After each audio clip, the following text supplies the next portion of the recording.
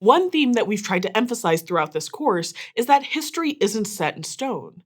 Instead, history is a constantly evolving story that we tell each other. And it evolves because the questions we ask change, and because we keep finding new sources to investigate. If anything, the end of the American Civil War left us with more questions than answers. When the war effectively ended on April 9th, 1865 at Appomattox Courthouse, the physical fighting ended. But issues like reparations, how Confederates would be reintegrated into the nation, and what claims newly freed people had to land and resources and voting rights were still unresolved. In fact, look around you. Those issues are still being debated today. So, our focus in this episode is going to be on those unanswered questions and how we could use our understanding of the past to help us contribute to the present and make better futures. And I'm not talking about flying cars, still waiting on those, and chrome spacesuits, really no rush, but more broadly about how the choices we make continue to determine the future of the United States. I'm Dr. Danielle Bainbridge, and this is the final episode of Study Hall, U.S. History to 1865.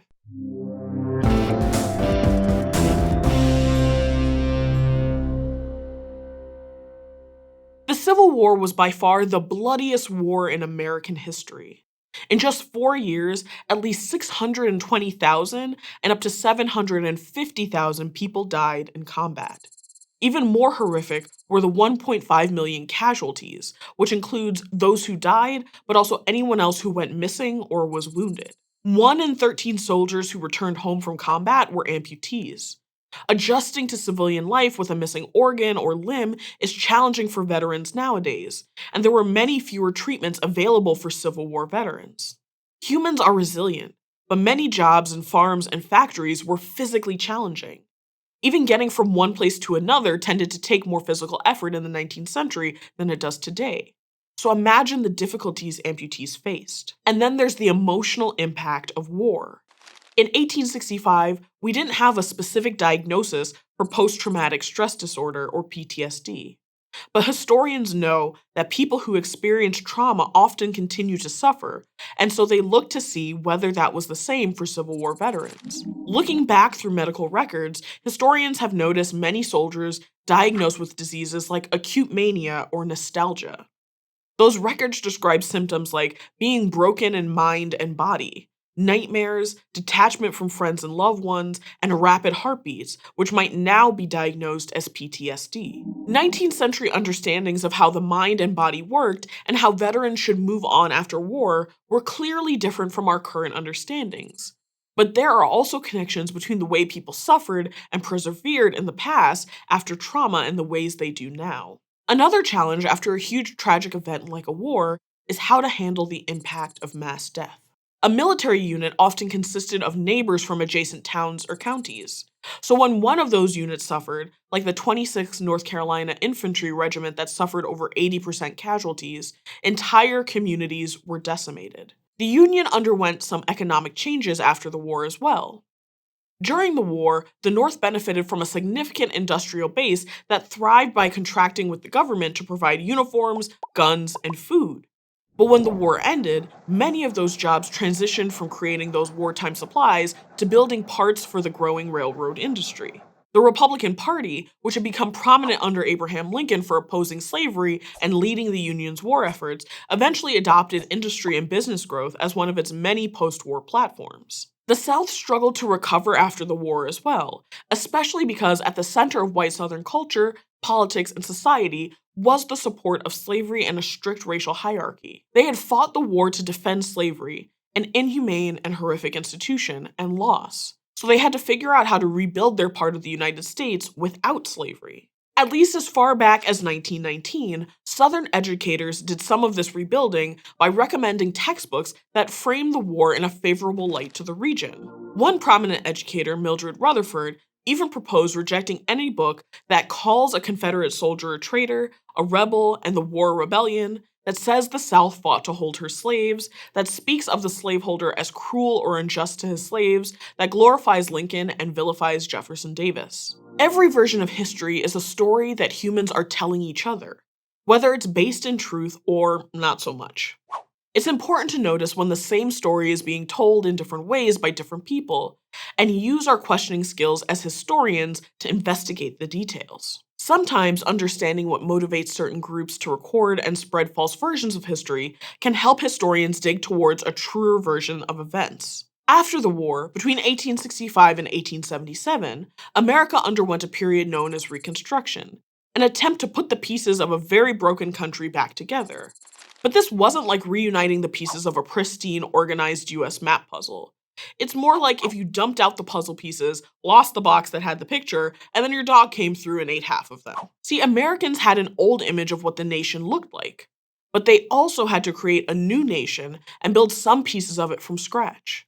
That's why Reconstruction is occasionally called the Second American Revolution. The Union's mission of freedom wasn't completed until June 19, 1865, when Union soldiers brought news to Texas of the Emancipation Proclamation.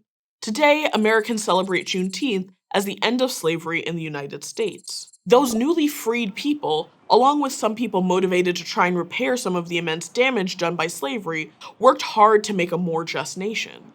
Leading the charge in Congress were the radical Republicans. This faction sought immediate and complete emancipation of enslaved persons, opposed allowing ex-Confederate officers back into government at either the state or federal level, and pushed towards equality between white and black people. The radical Republicans helped with two of the most influential political events of the day: the passage of the Reconstruction Amendments and the impeachment of Andrew Johnson. The Reconstruction Amendments were the 13th, 14th, and 15th Amendments to the US Constitution that were passed, you guessed it, during Reconstruction. The 13th Amendment abolished slavery in the United States, except as punishment for a crime. The 14th Amendment guaranteed equal rights to formerly enslaved people. And in the years since, it has been expanded to include other groups, including women and members of the queer community. And the 15th Amendment promised that the right of citizens of the United States to vote shall not be denied or abridged by the United States or by any state on account of race, color, or previous condition of servitude. There were other political acts that helped Reconstruction efforts too, like the short-lived Freedmen's Bureau, created by the radical Republicans in Congress. The Bureau's stated purpose was to assist in providing provisions, clothing, and fuel for the immediate and temporary shelter and supply of destitute and suffering refugees and freedmen and their wives and children. The Freedmen's Bureau initially got its funding from the Department of War. They sent representatives to the South to personally oversee efforts like teaching formerly enslaved people to read and write and ensuring that labor contracts between freed black people and white people were fair. But as we've seen, changes in policy, even at the constitutional level, don't magically fix hundreds of years of inequality and injustice. Reconstruction failed to undertake the kind of land reform, systemic protection of Black Americans' political rights, or dismantling of racism that would have led to a transformed post-Civil War nation. To make this rebuilding even more complex, President Abraham Lincoln was assassinated 5 days after the end of the war on April 14, 1865. And even though he'd worked on a plan for Reconstruction, he didn't exactly leave behind step-by-step instructions about how he would govern a once again United States.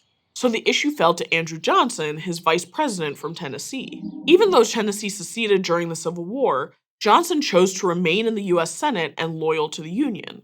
But Johnson was a Jacksonian Democrat who championed states' rights, didn't respect the rights of freed people, and preferred a lenient approach to the former Confederates after the war. He was one of many Americans who helped maintain as much of the old racial and economic system as possible.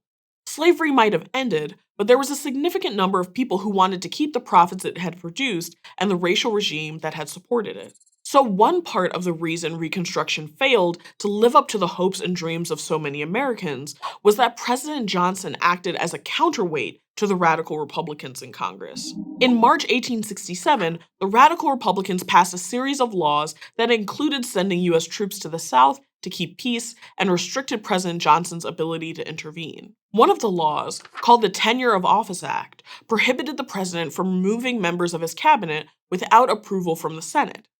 This post-war period caused a huge struggle for power between the executive and legislative branches of the US government.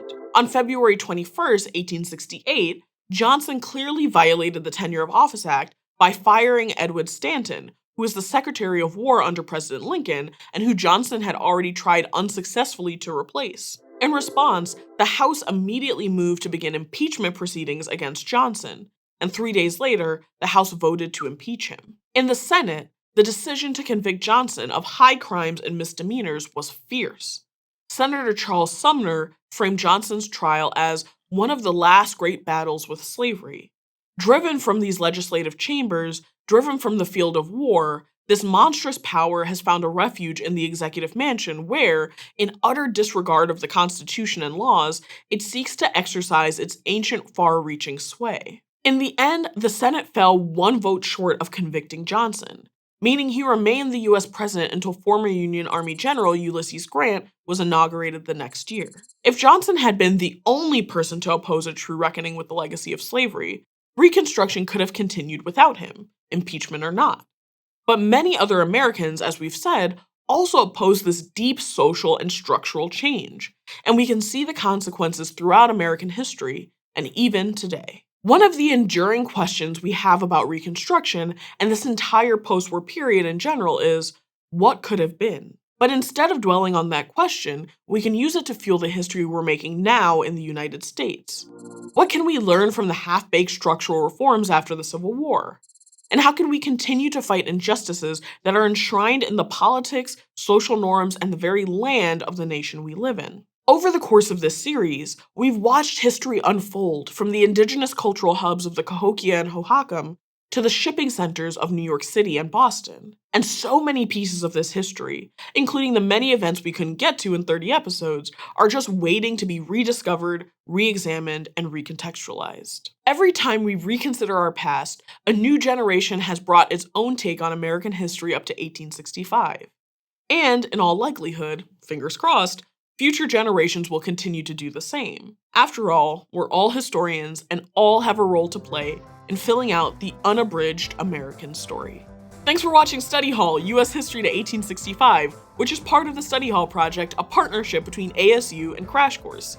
If you like this video and want to keep learning with us, be sure to subscribe. You can learn more about Study Hall and the videos produced by Crash Course and ASU in the links in the description.